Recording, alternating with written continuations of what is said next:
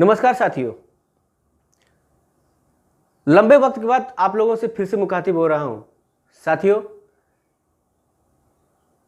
मैंने आपको अपने जस्टिस फॉर सहारा सेव सहारा अभियान से जब से मैं इसकी शुरुआत की है तब से मैं लगातार आप लोगों के साथ जुड़ रहा हूं।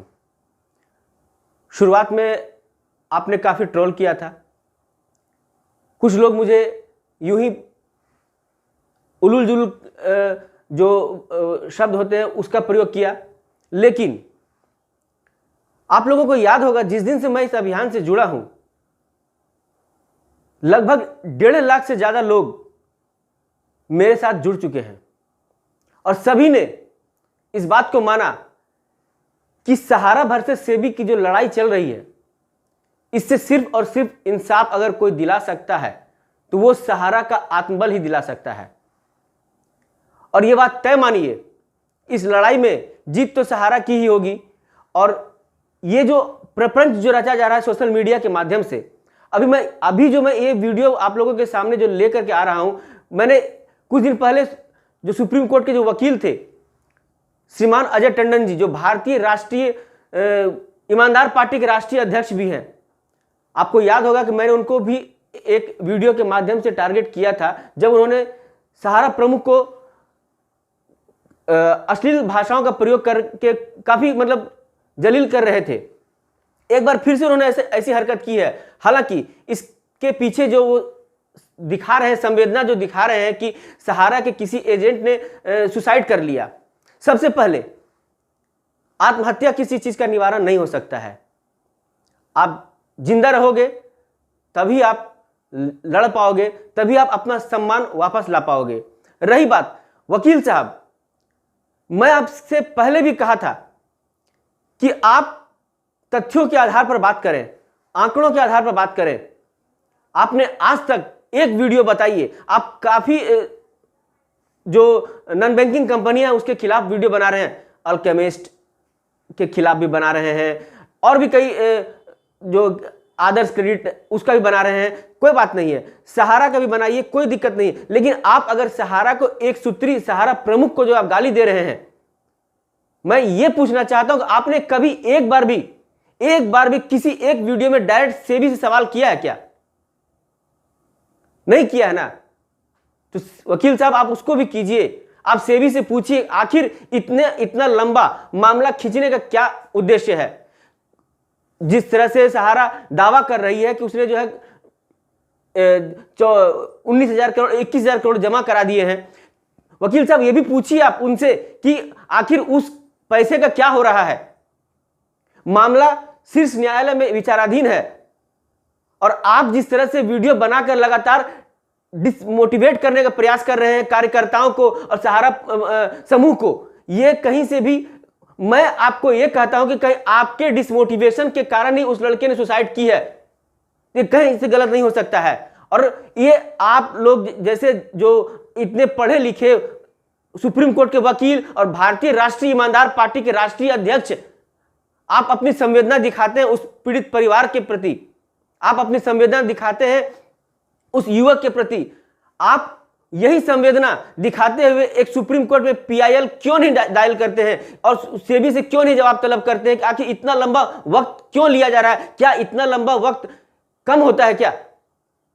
आप माननीय सुप्रीम कोर्ट से पूछिए, अगर सहारा प्रमुख की गलती है तो उनके निश्चित तौर पर उन्हें जेल भेजिए। मैं उसका विरोध नहीं करता हूं, लेकिन आपको यह पूछना होगा। आप हर बात में सहारा को ही रिस्पॉन्सिबल ठहरा रहे हैं, सहारा प्रमुख को रिस्पॉन्सिबल ठहरा रहे हैं।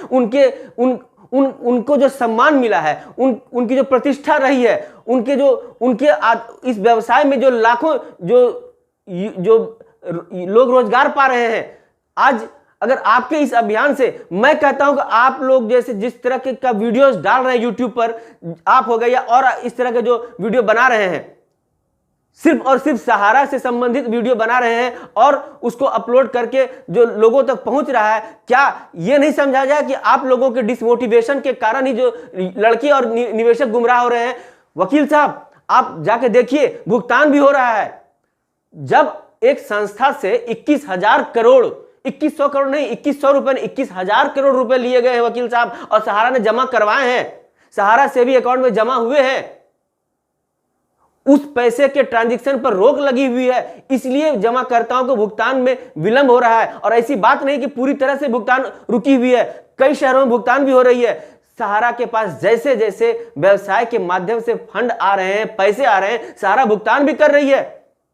लेकिन कुछ एक लोगों के गलत मैसेज के कारण, गलत वीडियोस के कारण, गलत जो इस तरह का वीडियो बन रहा है, उसके कारण लड़के हताश हो रहे हैं, निराश हो रहे हैं। अगर आप में इतनी गैरत है तो आप वैसे लड़कों को जगाइए। और यह बात मैं सहारा के कार्यकर्ताओं और निवेशकों को भी कह रहा हूं कि सहारा भुगतान कर रही है, भुगतान हो रहा है।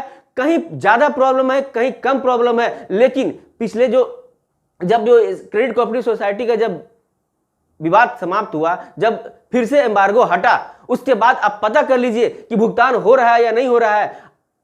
सहारा के कार्यकर्ताओं और निवेशकों से मैं आग्रह कर रहा हूं, शुरू से justice for Sahara, save Sahara depositor अभियान के तहत जब से मैं ये अभियान चला रहा हूं, काफी लड़के मोटिवेट भी हुए हैं, काफी निवेशकों को उम्मीद भी जगी है। और मैं अभी भी दावे के साथ कह रहा हूं कि निवेशक और डिपॉजिट जो कार्यकर्ता हैं वो सुरक्षित हैं। थोड़े व्यवधान आ रहे हैं, लेकिन मैं अभी फिर से कहता हूं कि उन व्यवधानों को भूलिए।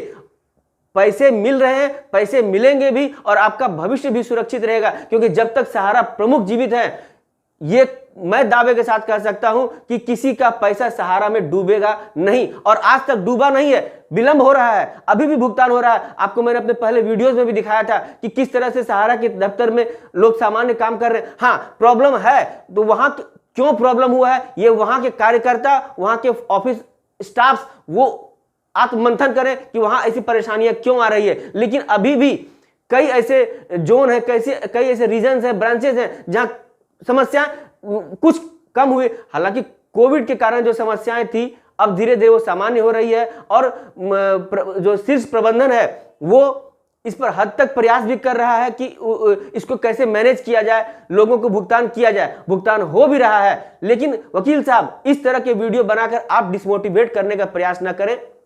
आप राष्ट्रीय ईमानदार पार्टी के राष्ट्रीय अध्यक्ष हैं, तो उस ईमानदारी का एक और नमूना पेश कीजिए, और कम से कम सेबी से, माननीय सुप्रीम कोर्ट से और माननीय प्रधानमंत्री, और कहां कहां आप चिट्ठी लिख रहे हैं, कहां कहां आप क्या कर रही है, आप समझिए। मैं कहता हूं आप सबसे यही पूछिए कि आखिर सहारा सेबी अकाउंट में जो पैसे जमा हुए हैं उसका निपटारा कब तक होगा। वो पैसे निवेशकों के ही थे, अगर वो पैसा फर्जी है तो उसको सार्वजनिक करें, अगर वो पैसा निवेशक के हैं तो पैसा को दिलाने की बात करें वकील साहब।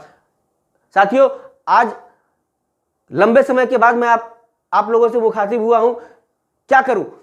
मैं नहीं चाहता कि सहारा वाला के प्रकरण में लगातार सामने आऊं, लेकिन इस तरह के जो वीडियोस आते हैं वो देखकर तकलीफ होती है कि ऐसे वीडियोस के चलते लड़के जो वो गुमराह हो रहे हैं और आत्महत्या जैसी कदम उठा रहे हैं।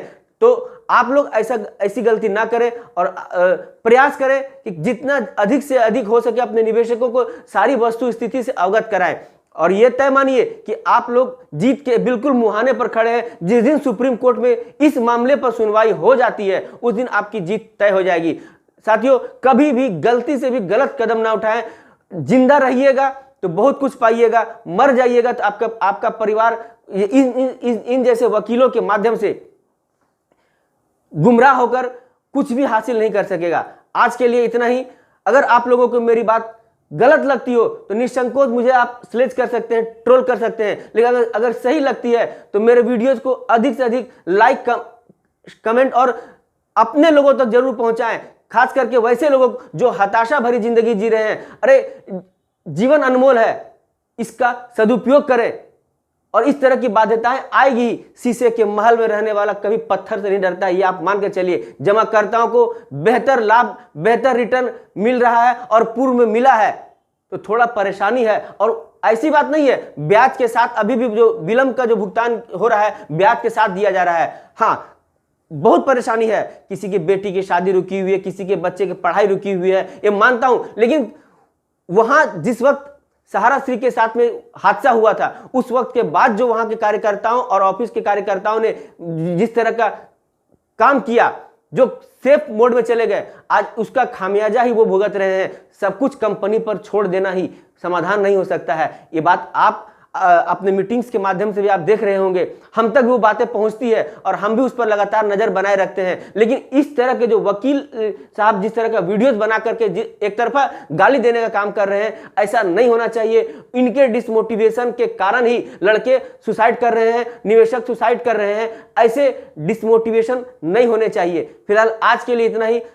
अगले वीडियो में फिर आप लोगों के समक्ष आऊंगा और देखता हूं मैं आप लोगों के लिए क्या कर सकता हूं। फिलहाल आज के लिए इतना ही। जय हिंद, जय भारत।